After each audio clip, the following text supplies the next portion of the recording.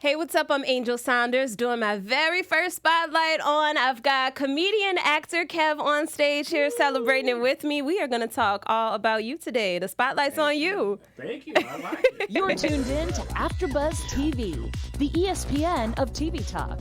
Now, let the buzz begin. Hey, what's up? I'm Angel Saunders doing my very first spotlight on with comedian actor Kev on stage.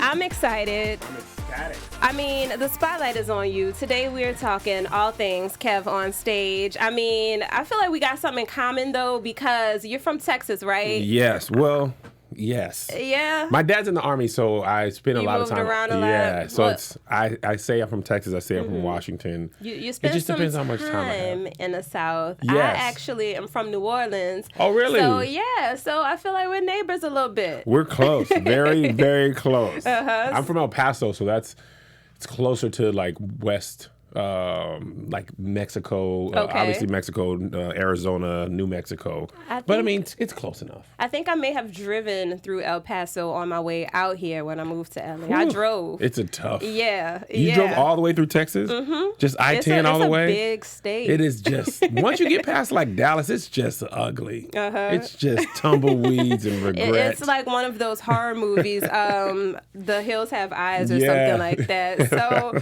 you grew up as an Army brat, I guess you can say. Yes. So let's talk a little bit about your childhood. When did you first realize that comedy and acting was your calling?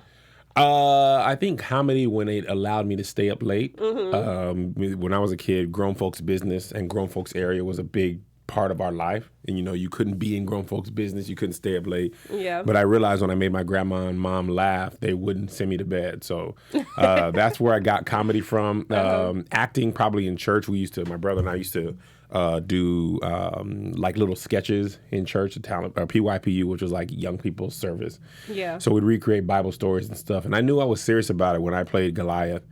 And I got hit with the fake rock, and I fell down, and I didn't even catch my fall. I just smacked my face on the ground, and my lip was bloody. Ooh, and people were really like, got into "Dude, character." yeah." They're like, what's going on, right?" And I was just like, I was in the character. Yeah. So I was like 6 at the time, but I was that.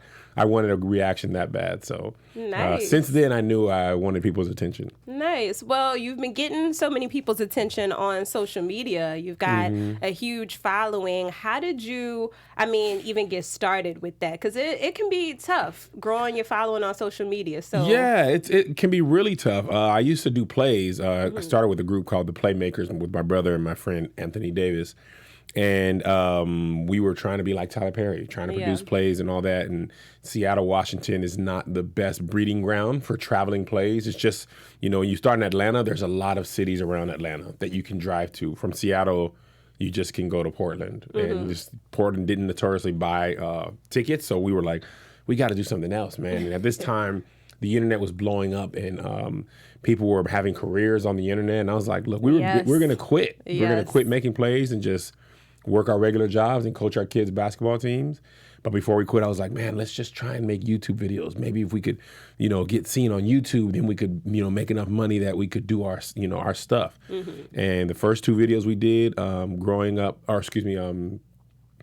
Stuff Black Parents Say and Stuff Black Church Girls Say, both went viral. And we literally, I haven't stopped posting videos since that was like January 2012. Yeah. Maybe February. And I've been posting videos ever since. That is amazing to, get it.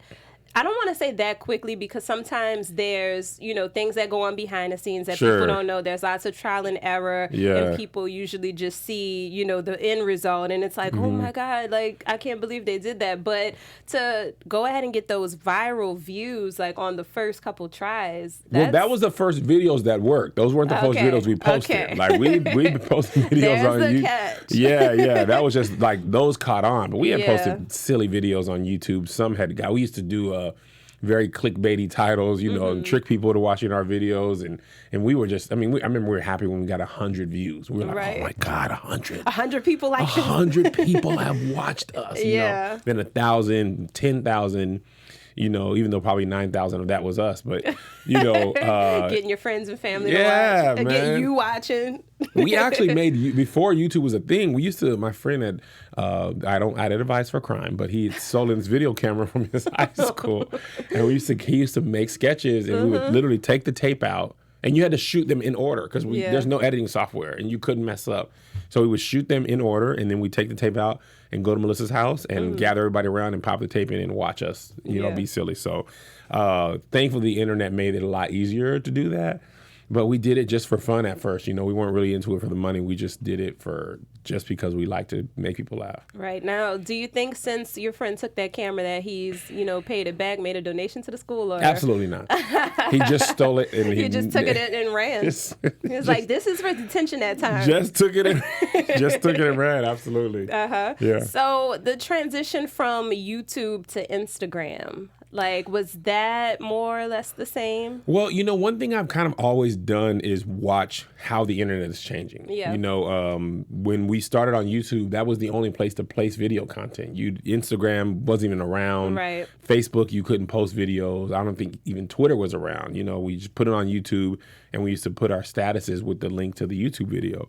And then as Instagram started with like 15-second videos, you know, you got to get real creative with that. You got to get creative with that, and Vine, and then Instagram went to a minute, and then Facebook started, you know what I mean? So we were always just like trying to post everywhere. And then we just started realizing that you spend more time on other social media sites than YouTube. Like you go to YouTube to watch videos, you might just be on Instagram scrolling. You might just be on Facebook scrolling, on Twitter scrolling. Yeah. So we found that those sites tend to be more dynamic with people who aren't your fans. So that has really helped our growth, my growth, just being proactive and being everywhere. I have some fans who follow me on Facebook and don't follow me anywhere else. Instagram, Twitter, all the same. So you just never know what's going to work, where it's going to work, where you're going to go viral, or how you're going to build an audience. Right. Do you think that, I guess, well, you did acting before you started going viral and things like that. What about stand-up comedy? What came first, stand-up comedy or social media? Stand-up comedy was the first thing I did, the first performance. I first performed when I was in high school, 16 years old at a church. I'm like most R&B stars. All my first performances were in church. And I started when I was 16 at a talent show in the church, and some of those jokes I did forever. I mean, they worked for a long time, so why reinvent the wheel? But yeah, I did stand-up first, and that was kind of my first love. And then did plays, and then went back to stand-up. And I never really stopped doing stand-up. I just started doing more and more consistently as the years went on. Do you find that the audience is very accepting of you now that, I mean, you've got such a huge social media following when you go and you do these like in person, because it's a difference, but you still have your background. Yeah. You started with that. It works a couple different ways. One of the things that when I was starting in stand-up, you had to prove you were funny. So, you know, I started in stand-up comedy clubs, and half the audience is drunk, or the other half's not even there for a show. They're just doing something before the club opens. So you really got to be funny to get their attention. So I'm really thankful that I started like that. Now, most of the people know me from videos, but they're not necessarily sure if I'm funny in real life. You know what I mean? Because a lot of social media stars are just starting out in stand-up comedy, and they get these big platforms, and therefore they headline immediately, but they're not necessarily ready to do stand-up comedy like that. So my best compliment is people seeing me and being like, man, I thought you were funny online, but you are like really funny on social media. Because live is my best thing. Yeah. Like seeing me live is the best, you know what I mean? Because that's the thing I work the hardest on, and you know, it's right in your face, you know, so that's the greatest joy. But I enjoy videos as well. Now, I have a confession to make. I've actually never in life been to a comedy show, and really? I love to laugh. Like, I'm the goofiest person in the world. I was literally just watching Borat last night, just like dying laughing to myself. But I don't want the nosebleed seats in the back, but I don't want to sit too close in the front, because y'all are quick to call people out. Yeah. I mean, that's part of the about anything. That's part of the gig, you know. Sometimes it's not going well. What's going on with you in the front row? You know, so exactly. But that's not really that uncommon. A lot of people don't grow up going to comedy shows. You know, a lot of comedy clubs, there's not comedy clubs in every city. You got to be 21 and over. You got 2 drink minimum. You know, there's a lot of reasons not to go. So, you know, part of the joy is getting people to come to their first comedy show and then have a good time, and then hope they come back and see you again when you come to their town. Right, because like I said, I love to laugh, but I'm not trying to sit in the front row and Nobody they're like, wants look to at that wig sliding back, and I'm like, you know what? Bye. It's time to go. You already know what they're potentially going to go for. I already know. Yeah. So how do you deal with a tough crowd if you ever come into contact with that? You know, it just depends. You know, luckily, most of the time it's my fans now. Yeah. But it's, you know, you hope that your experience helps you. You know, luckily I've been doing stand-up for a long time, and I know, like, if I'm not sure about this joke, I can do a strong joke before it, and then maybe something else in my back pocket after. Some jokes that are undefeated, but, you know, it's just like a boxing match. Everybody has a plan until they get punched in the mouth. So there's no worse feeling than a joke you are sure is gonna work. Yeah. And you say the last word, and they're just like, all right. It's just crickets. What was that the funny part? And you're like, single ladies make some noise. Aries, Capricorn, you feel me? You know what I mean? So there's no way to prepare for that. You just got to keep on. There's some jokes people didn't even know that was the punchline. It was so poorly. I was just like, you know, in other news, the sun came out today. Yeah. You know, so you just do your best. So would that kind of be your advice to up-and-coming comedians, to just do your best, have some material in your back pocket, maybe improvise, like, what is that, improv classes? Yeah, I don't know if improv can, I mean, it couldn't hurt. You know what I mean? Being in stand-up, you got to be quick on your feet. The best thing to help you is experience. You know, the more you do it, the better you get. The more you watch. There's also a lot you can learn by watching. Like, that's one of the things that I loved. I would go to this comedy show in Washington every week, you know, and I'd watch the people who were good and see, okay, how do they handle hecklers? How do they do this? How do they do that? You know what I mean? You don't copy them, but you see, like, okay, that works really well. You did your homework. Yeah, and sometimes you have mentors, like, you know, one comedian, Nate Jackson, was, you know, kind of my mentor when I was first starting. He said stuff like, when I got heckled, I would take it personally, and I would, like, I remember one of my worst ever shows. Don't want to yell at some people. Oh, I came to LA, I'll never forget it. Whispers Bar and Grill, a comedy show. There's like 5 people in there. And this lady was just heckling me and I had nothing. Yeah. So I was just like, you look like my dead grandma. You look like a dead wolf. There's just no joke behind that. Like, she had clearly gotten to me. Now you're just ready to fight, but you can't because it's a woman. It's just completely quiet. Yeah. And he was like, dude, what was that? I was like, no, she hurt my feelings. But the truth is, he was like, you can't like destroy them. You have to make everybody laugh. Yeah. You know, they got to be a part of the show. If you break somebody down that badly, there's no way the show's going to be great. So I was like, well, I didn't know, man. I didn't know. I thought it was me versus her. I could imagine. Yeah. Me versus her. So I watched them work, you know, and that's kind of how I gotten better. But luckily, that's not something I have to deal with as much anymore. Yeah. But sometimes it still be like that. There's not much you can. Sometimes people just get excited, or they haven't been to a comedy show. I remember I had a show this tour in Sacramento, and then the dude was so excited. I'm literally in the middle of my set, and he just stands up and is like, Kev, can I ask you a question? I was like, now? Right. Like, I don't know, because he might have said something crazy. So. And I was like, maybe after the show. He's like, okay. And he sat down. He's just real happy about it. Was like, okay, he's like, I never know when I might see you again, so I'll ask you now. So, you know, you got to be prepared for anything. Well, yeah. You just, speaking of that show and that audience member, you just had some show dates out in the LA area. Yeah. How has the tour been going so far? The tour is great. It is amazing. I feel so happy being, like, able to independently produce a nationwide tour, to have it be successful, to put some of my friends on. But it's also grueling and tiring. You know, people always ask me about balance. How do you balance? And, like, there's no such thing.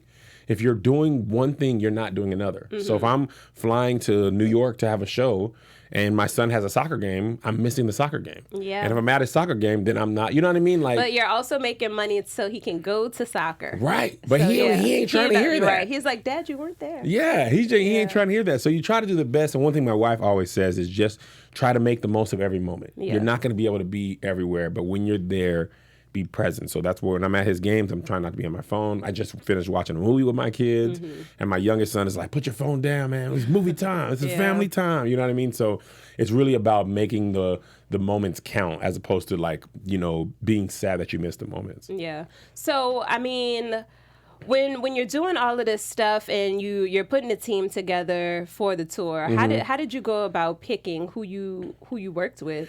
You know, apparently I did it a weird way. I just I looked for the best possible people. Yeah. Like Tony Baker is the best comedian that I know. My favorite comedian personally, and Tahir is the best host I know. So some comics were like, Kev, you're crazy, dude. Like, Tony's really strong. Most people don't put the best comedian up. They put somebody up that's like okay, but they want to look like they're way better than them. But I come from the play era, and I want people to have the best show possible. And I want also the competition of having people go good. And I've always felt like it goes better if the show is better overall, as opposed to if I look better than this guy or that guy. You know what I mean? So luckily, Tony and Tahir weren't on tour. They're available. And one thing that was important to me is that they're like cool people. Because, when you're like, on tour, you got to see these people a lot. You got to see them at 3 o'clock in the morning. Are they on time? Do they smack? Like you little if we're eating every time, you can't be having that. It's like, bye. You're off the tour. Why? You don't close your mouth when you chew. We're always eating together. So little things like that. And interesting. Like most of this business, I'm sure it's, do you want to work with these people? Like on set, I've been in casting rooms and people are like, I really don't want to be around him or her for 12 hours. Oh, yeah. And it's like, but they're talented. It's like, yeah, but like. I mean, I guess I don't know. It's like you have to be honest because okay, this person is going to make things hard for me. But I mean, you kind of don't want to be difficult. So. Yeah, I mean, you want your reputation to be this person's a great talent. Yeah. But more importantly, they're great to work with. Yeah. And I feel like great to work with goes much further than talent. Because I've seen people who are talented. People are like, oh, please, you don't want him. They're hard. They're hard. They're late. Yeah. I've seen people like, and that's the crazy thing. Some people have lost gigs they didn't even know they were up for. Because they're like, oh, what about this person? Oh, no. Because their reputation. Your reputation. So Tahir and Tony's reputation was great. My wife has a great reputation. She's on tour. She came highly recommended by myself. So you just try to have the best. Yeah, she's the best thing ever. So, it's about making sure you have the right people around you because they're going to reflect you as well. Even everything they do in their personal life. It's going to reflect how you are viewed. People look at the tour, they see the flyer, they go check out everybody's Instagram and see if they're talking. If you got a bad rep in these streets, then they're not going to come see me. So I can't have that. For sure. Now, you mentioned, being away from home and like sometimes missing things like soccer games. How long is the tour going on for? Oh, Angel. We started in January, and we won't finish until August. Oh. And it's part of that, the big part of that is because of my family. Like, most tours, for efficiency-wise and just for whatever reason, they go hard for 2 or 3 months, maybe 4 months. And it's just like 4 or 5 shows, and then they're done. Yeah. But I just have this recurring dream that if I miss 2 or 3 months of my life, my kid's life, they're going to be in games. Oh, so you're stopping. Well, which one? Just kidding. Either. I was going to say, which one would you pick? But no. So I like to take them to school. So for the most part, I only tour on the weekends. I started that last year because I was working full time. But now I want to be like a part of my kid's life and like take them to school, pick them up, be there as much as possible. And, it requires me to be on tour for a long time, like 8 months out of the year. So, but that is worth the being there, being able to see movies with my kids and them seeing me, you know what I mean? That balance, that part of the balance attempt is worth it. Yeah, and you're laying the foundation so that they can have better, they can come out and see you. Yeah, hopefully they can work for me. Yeah. You know what I mean? Or I can work for them. Get them some headphones and a walkie-talkie. Exactly. Get them some production jobs. Yeah, my kids, man, they have some of the best ideas ever. My oldest son, my YouTube channel, there's something went wrong with YouTube and they were like, banning a whole bunch of comments, their channels. So my son was like, man, you should start a Kev on Stage Studios page because you have all this content that your podcast and stuff, like people will come check out and they can comment. And I was like, it's a fantastic idea. Right. And the other day, my youngest son gave me a great slogan for merch. And I was like, man, you guys are really starting to earn your keep around here, man. Let's go. Yeah. Start bringing some revenue in the family instead of just drinking Capri Suns. Right. Now you're doing great. Is there anyone or any few people that you are looking forward to working with? Oh, that's a great question. It's funny, like the people I wanted to work with were mostly YouTube stars, like Issa Rae, which I was able to work with, Tim DeLaGhetto, Dormtainment. Those are the people that when I was being a terrible employee, I watched all their videos at work. So now that I've worked with all of them, I've set my sights on Will Smith.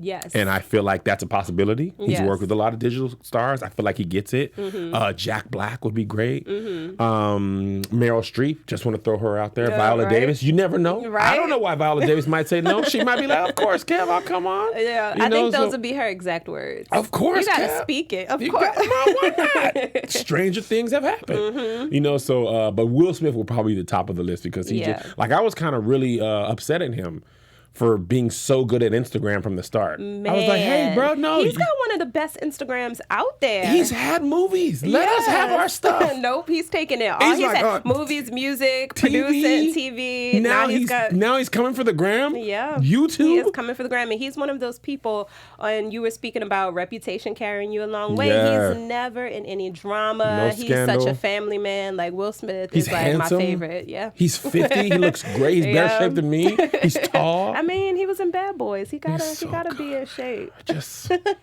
I just have like a creative crush on him. I'm just like, that dude That's is. nice. Hashtag creative crush. Yeah, he's just like me too, except more money, taller, and better shape. Other than that, Same person. Absolutely. Yeah.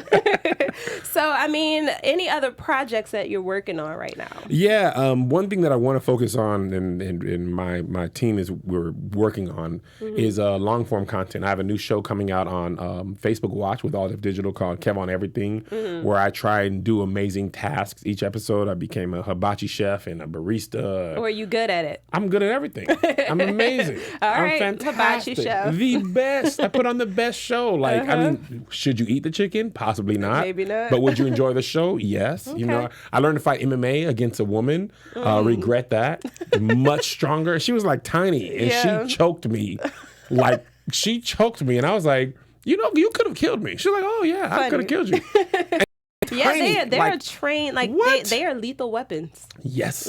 And she was little and strong. Yeah. So it was really fun to be supremely confident and then get beat up. She was punching me. One of the girls was punching me. I was like, cut. She punched me for real. Right. Like, this hurts. She punched me in real life. There was no medic. Were you crying? I mean, what it is like, if you get hit fast, tears come out, but that's not crying. Right, It's just okay. like sweat, a combination of Is it? sweat and surprise. If you say so. Yeah, it didn't hurt. It was just like, wow, you punched water out of my eyes, but that's not crying. Nice. You know? Nice. All right. Well, before we wrap things up, is there anything that I forgot to touch on? That No, and you were amazing. Oh, thank For this to be you. your first time, Yeah, you first could have time lied. ever. I mean, you didn't look at your notes. You kept the conversation flowing. I was impressed. Thank you. But no, I mean, I think the tour is still going. We'll be going throughout the rest of the year. Most major cities still to go. We're going to London and the UK. Nice. And then just follow me, Kev on Stage, and you'll see me promoting whatever I'm promoting at the Got it. time I am promoting it. Got it. Well, congratulations to everything Thank that you you. have going on, everything you've accomplished, to going to London. To London. That's going to be amazing. Why don't you just go ahead and shout out your social media? Kev on Stage everywhere except TikTok.